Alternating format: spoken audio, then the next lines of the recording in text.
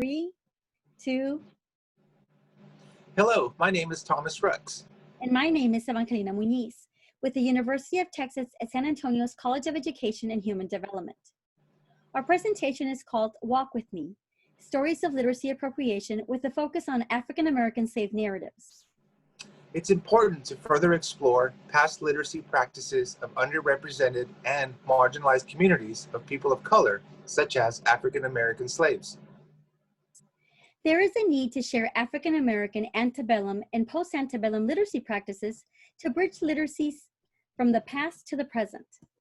Our method of inquiry included the discovery of primary sources, written historical pieces, sponsorships, and journal articles.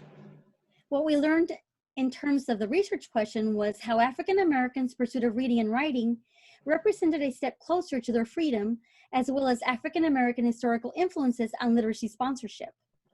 We also learned outside of our research questions how African American slaves dealt with social justice, counter stories, agency, and identity, as well as discovery that literacy was a way to humanize African American slaves and help support their way to freedom.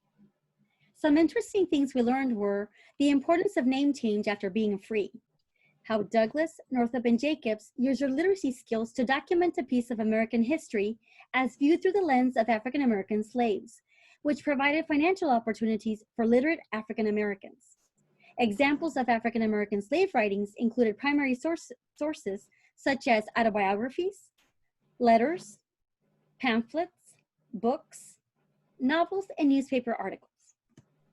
Our next steps include comparing antebellum narratives as well as literacy practices with post-antebellum narratives, in addition to exploring how African American slaves became eloquent and proficient writers.